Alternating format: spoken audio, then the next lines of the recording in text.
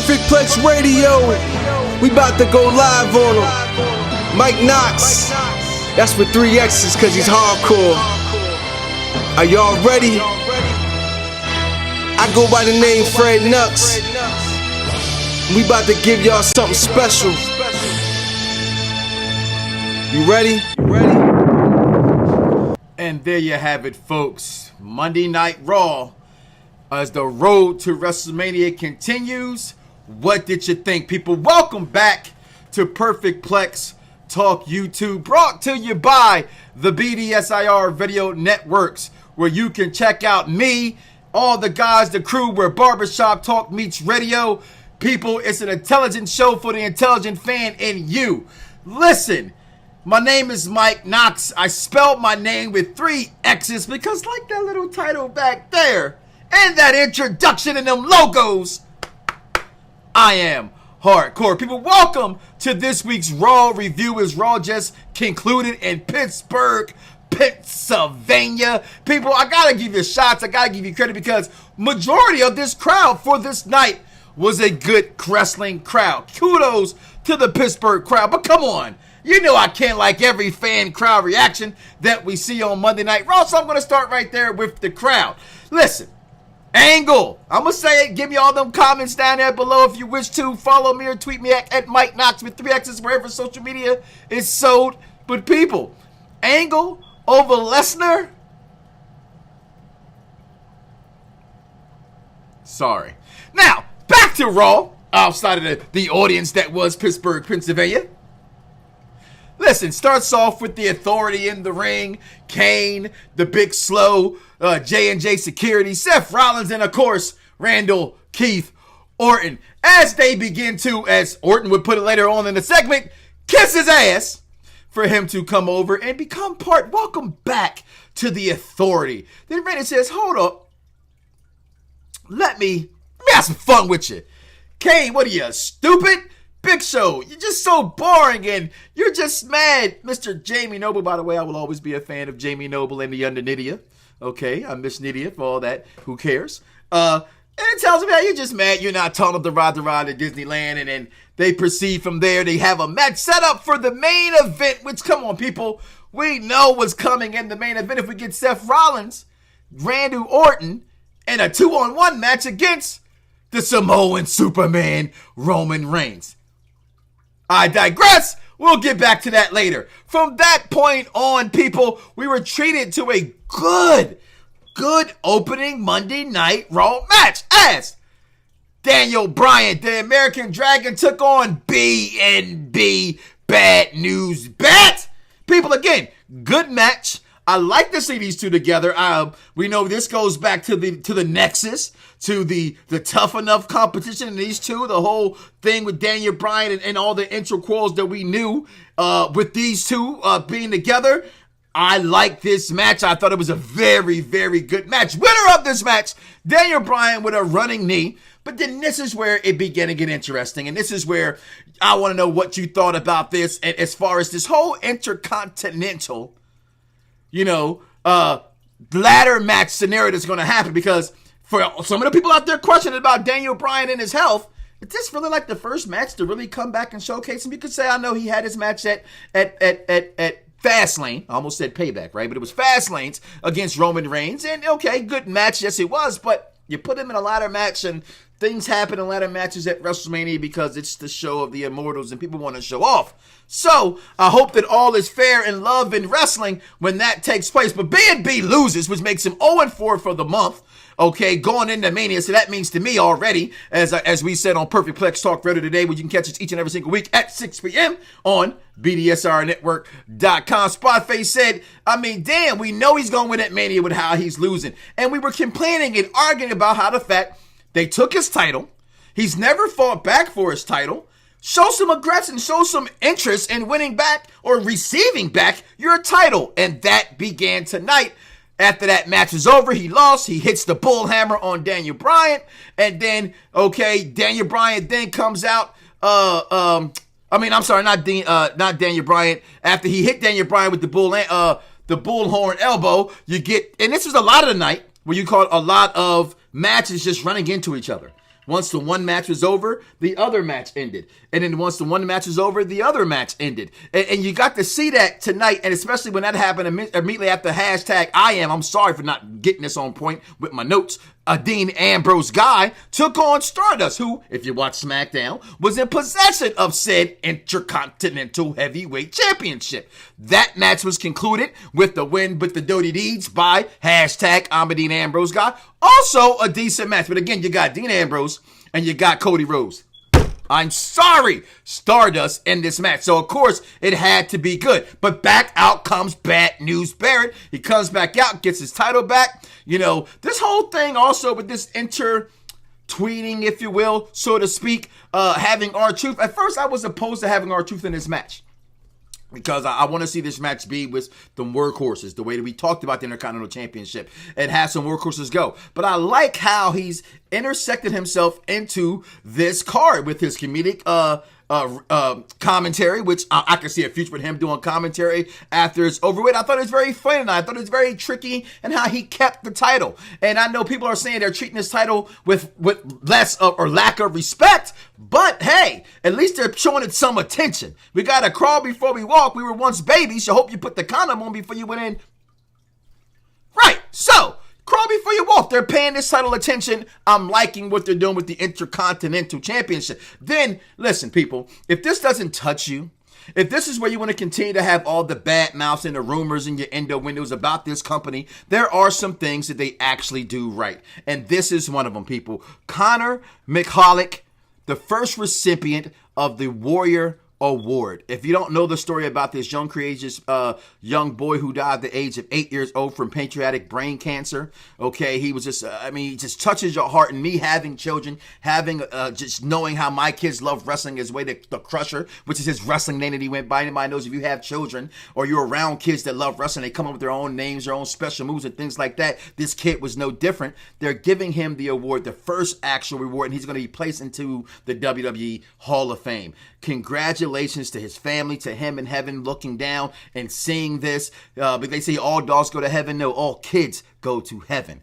Okay, that's where God has them to be, so that's what he returned. But this, kudos to them in doing that. And then, after this great touching moment, okay, we finally get to see Paul Heyman. Even though we see Paul Heyman, it's been advertised we're going to get Brock Lesnar. He comes out, he shows this great promo about Roman Reigns, and why Roman Reigns says, the Samoan Superman says why he has to win this title, why he will win this title. I'm loving how the production team of the WWE puts these things together, and I like it. I thought the promo was good, but then he comes out and in Jerry Carcanian fashion, for those who are my fans of The Last Dragon, okay, that's where I think he's always got his storyline from, Paul Heyman, his gimmick, okay, it just comes out and he just roasts this guy.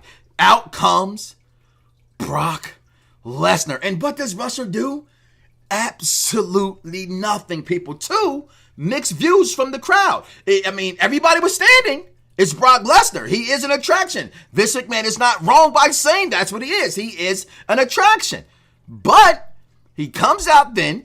As he comes out, he just says absolutely nothing. And Paul Heyman, listen, my MVP for every single show has been and will always be Bray effing Wyatt. But tonight, Bray got to sit back, as great as his night was, and we will talk about it, has to sit back and just look and marvel at the intelligent that is a wrestling fan in Paul Heyman. Hashtag Perfect Plex Talk Radio, the show for the intelligent wrestling fan, and Paul Heyman's just that. Okay? Just land bases, marks, just land bases, dirt sheets, just kicks the ass of the IWC and just goes on and rips Roman Reigns and his family, calling them savages. And how they've had to come out, how they were brought up to just be just brutal, nothing, kind of like no intelligence, kind of like, you know, I felt like I was watching Roddy Piper all over again, smack Jimmy Snuka with the coconut, just with words. Okay, because it is today's society. Shout out to the Wrestling Council. We talked about that in one of the posts earlier today. It's really about how the difference between that time and this time. So this was today's modern coconut. Okay, that's how I took it from my point of view. Don't like it? Listen anyway to this. Perfect Plex YouTube channel. Okay, so then he tells them there will be no cash in. There will be no screw job. And I dare someone to come out here and try to do a screw job because Brock will make sure they don't walk out. It's Brock Lesnar. Then he says, no authority better jump in here to try to make sure that Roman wins so that Seth could then cash in. Then tells him, hey, he's going to keep your belt. Go to UFC and keeps their belt. And then it brings out the rumors in the dirt sheets and those who are out there saying, well, it was rumored that Brock Lesnar signed, and Vince McMahon says, okay, go ahead. Like I said, hey, if Vince is smart, you let Brock do whatever the hell he wants to do. That's just me. They have no giant talent. Brock Lesnar sells WrestleMania to me, okay, along with others, including Seth Rollins. And then also continue to tell them, yo, his mic keeps cut off. We know week after week, Paul Heyman's microphone gets cut off. He said, whoever's in the back, whoever the great Oz is, whoever you are, come out here and take this microphone. You want this title, which is yours. Who's he talking to? Vince, Steph, Triple H? Who's he talking to? I tell y'all right now, Triple H doesn't run Raw. He's talking to Vincent, Kennedy, and McMahon. Or unless they got some kind of announcement GM back there that none of us know about, because what do I know? I just watch the program like you do. Okay? So then tells him, hey, come take this. Nobody come out. Listen, Paul Heyman, enough said. Moving on in this program to, like I said, the said former MVP, co-MVP of the night, Bray Wyatt, you Illuminati ass sucker duck. Okay, I have nothing else to say about you because I'm intrigued by you. You scared the living hell out of me. And you're highly entertaining. And guess what, people? He never wrestles. He just talks every single week. He's never wrestling. But then when he wrestles, we know how good he is. Because he's Bray Wyatt. He's Bray fucking Wyatt. And everybody complains they don't build stars. Even I say they have no time to build stars. And all we say is that they're not building him correctly. Excuse me while I swallow the bullshit. Excuse me, mama. They're building him just fine. Kudos to Bray Wyatt and whoever is writing his stuff. Can you please write some stuff from some other guys in the back? Because hands down, he's kicking his company's ass. Okay? Then we get this stuff that doesn't make any sense to me. Okay? This is where, as I built that company up, see how a smart person once told me, you gotta build them up to knock them down, right? So that's what I just did with this review and the WWE. And that is, you have a Ryback, Eric Rowan match versus Kane and the Big Show. Now, we knew somewhere, somehow, this breakup was going to have to come. But this is how you do it.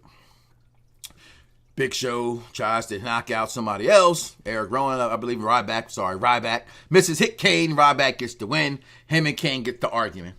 Out comes Stephanie McMahon and continues to kill, murder, bury is the word we use around the internet, the careers of the Big Red Machine, I almost called him something different, and the Big Show.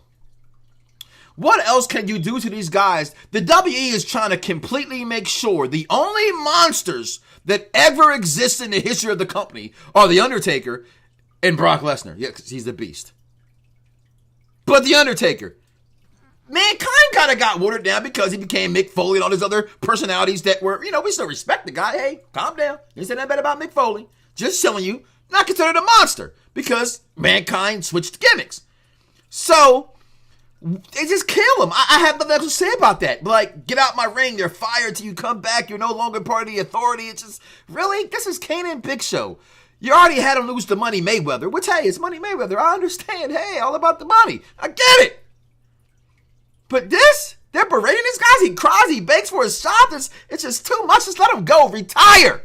Do me a favor. You guys, Kane, Big Show, and somebody call Kurt Angle and tell him he's killing his career because he stayed in the wrong organization. Sorry to all my friends in the organization, but you should have been back by now. I move on. Okay. Now, this is where, and I quote my wife for saying this, I hate the WWE for doing this. Wiz Khalifa comes out and he performs. Why? I knew he was going to be there. I understand he promoting the CD for the soundtrack to WWE 2K15 We Dem Boys. And I get that. I get celebrities. It's WrestleMania season. I get that too. I get the in-the-back action with Miz, who was trying to make him and Wiz Khalifa a tag team, and says, nah, we hired Wiz Khalifa. And he comes out and gives us some horrible rap about he's in the Andre the Giant Memorial Tournament. So there go that turmoil we said was going to happen also on Perfect Talk Radio. Okay. So that's going to happen. But this performance, really? And you're in Pittsburgh. You're at home. I get that too. Somebody should have told you not to wear a John Cena t-shirt. That's all I'm going to say. So that was terrible. Then we get hashtag give Divas a chance. Right? Hashtag give Divas a chance. Look, they did it on SmackDown. They got it over them on Raw. And they go in there, and all of a sudden, now you got AJ taking on Summer. Winner of this match, AJ, obviously. Okay, it's AJ Punk, or AJ Lee. Thank God. You know what? I heard no CM Punk chants tonight. I appreciate that. If they were there, they were piped out, and how they're doing it on live TV, let's go figure. They're on the tape delay. Exactly. So then, winner of that match, put the Bellas, and they're leaving. I'm going to say this. Either Brie mode is either Prego, or that's one hell of Victoria's Secret push-up bra. Yes, I said Victoria's Secret push-up bra because if you're a man and you like a woman and you don't shop at Victoria's Secret, you're not a man. All right, just a little tip. Moving on. Sting comes out, or they got a promo with Sting. And listen, this is where the night continued to get good. Okay, because amidst of all this fluff you're hearing, it really was some very good, intriguing things on Monday Night Raw tonight. And you're not going to get Sting in a ring. I mean, it's such, you probably get him next week or the week after, but definitely the week before WrestleMania. We already know everybody probably be there that night. Well, maybe everybody, right? So, this promo that they cut, this again, WWE's production team put together where, he told you, like, you got the power. And over here, you do have that. And I remember somebody else had the power. That was the downfall of WCW. They show Eric Bischoff. They show the NWO. People know, and a lot of people believe that was the downfall, the power that Eric Bischoff was given that killed World Championship Wrestling, which should have always kept the National Wrestling Alliance, NWA. But he says, not now. For 14 years, I've been waiting to shut you up. If you have not seen this promo, I advise that you do. I'm not going to mix it into here because YouTube don't like when you do that, or the WWE doesn't like when you do that, and they start flagging your accounts. But you know what it is. Go look at that Sting promo they put together with him talking about why he will fight Triple H. And after, you know what? It's the first time leading to WrestleMania I actually said okay about the match. Now, I'm not one of people who say, yes, I know we're not getting Taker and Sting, and they're on the same card, and it absolutely sucks. I get that, okay. I'm tired of hearing people cry and complain about that. We're not getting it. Let's move on. Now that we're moving on, hey, it's not pretty bad to get built that way. Cena Rusev. This is where, thank you, again, where the night progressed. It's a little late. We knew it was coming. It's 3 weeks before. I know it should have already been done, but it hasn't been. It was done tonight where the storylines were getting to roll around and getting the confirmations for the matches at WrestleMania. Okay? And that's what they gave us tonight. So that makes it a good Raw. You get Cena in the back of Rusev saying, you know what? You talk about, oh, sorry. I do my Cena promos, right? I almost forgot. So you got Cena in the back talking to Rusev. Blah, blah, blah, blah, blah, blah, blah, blah, blah, blah, blah, blah, blah. I hit you in the face. Blah, blah, blah, blah, say what you want to say, blah, blah, blah, USA, blah, blah, blah, punch you in the face. Rusev says the blah, blah, blah, something he says. Again, through all that blah, blah, blah that I'm saying that they be saying, I actually like the interaction between the two of them. I really do. That's just me. I'm corny like that. Don't sue me, all right? So, he says, if you say anything else about the United States, I dare you go out there. He should have said I triple dog dare you. That'd have been funny. Somebody should have added that into his ass writing story. But they didn't. But he didn't either. Then he says, I dare you to say something about the USA again, and I'm going to come out there, and I'm going to kick your ass. Promise you. Rusev goes out there to fight on Axelmania. Now, I'm sorry, people. Come close. Not a fan of the whole Axelmania thing. I'm just not. His record is not longer than Maven's. So can we move on? That's all I'm saying. Y'all remember Maven? He never got eliminated for the Royal Rumble either. You don't see him on the Home Shopping Network. Well, you do see him on the Home Shopping Network, but he's not complaining about getting kicked out of the Royal Rumble. So keep trying to troll on. So then Rusev fights him, makes him tapped out, does what he says. America. Cena comes out, and yes, people, we got Ruthless Aggression John Cena tonight. He beat the living hell out of that man with a STFU. Yes, I said it. The STFU. And made him submit to the fact that Lana says, I will give you your U.S. title match at WrestleMania. There you go. You have it, people. We could not get Angle because he stayed in the other promotion. So we couldn't get Angle versus Rusev. We're going to get John Cena versus Rusev. Again, we need someone to look on the same stage as Cena. People say dance partners. People say who they dance with make them look good. You know, when you had Steamboat and Savage. You know, you had Sting and Ric Flair and those kind of matchups. Okay, I'm not putting it on that pedestal, but just comparing who you are dancing with. Cena needs someone that looks like they can beat Cena. That's what sometimes it's about, because the company doesn't want to see your Daniel Bryans beat John Cena. To them, it doesn't look right on television. What do they know, right? I don't agree, but hey, that's not my company. But they want to see someone who looks like they're big enough, a mastodon enough, believable enough, and the eyes to beat him. No more Rey Mysterio's beating Big Shows. That doesn't happen in their eyes. It would have never happened in their eyes if it was today's society. It happened before in a time long, long, long ago. Right. So I like this whole thing going on. We're finally going to get that match at WrestleMania. That's been confirmed as well. Then the MVP comes back and says, Undertaker, find me. Right? So then we got the No Day taking on Team Technicians. Winner of this match, the No Day. Okay. Why? Okay, I know why. Then we got hashtag Give Divas a Chance. They get 2 matches in one night. Naomi takes on Natty. Winner of that match, Naomi. Then we got Los Matadores taking on the Usos. Winner of that match, Los Matadores. Okay, here I go again, right? I'm not drinking any Kool-Aid. I'm just telling you guys facts. What's going on? Giving you a better chance to understand what they're trying to do. Whether you like it or not, hey, that's your flavor of the month to like it or not. I'm just giving you the actual factuals. Listen, we know what they were going to do with this storyline as far as we all assumed Usos versus Team Technician. I know I did. I'd already pro call for it. But again, people saying you're not building other tag teams. This is one crappy way to build other tag teams, but just throwing them, and it's apparent looks like it's going to be a tag team turmoil or a tag 4-corner tag team, I don't know, kind of match, but that's where it looks like it's about to go. Not a fan of it, but there you go. You do have that coming around of what's going to probably happen at WrestleMania, because the tag team champions lost, the Usos lost, people lost to people that are not supposed to lose to tonight that shouldn't be here. This is actually poor booking. I'm going to say that. This is poor booking, in my opinion, but that's what you have. So then the MVP comes out and he calls out Taker. And I mean, how his name comes up at his promotion, like magic. You know, he got all that illuminating going around him. He calls out Taker and he tells him, I need you to come out here, man, so I can walk over your bones to get to my throne, because I am the new fear of the WWE. I'm sorry. It's awesome, okay? It really is. If you're still a wrestling fan, it was awesome.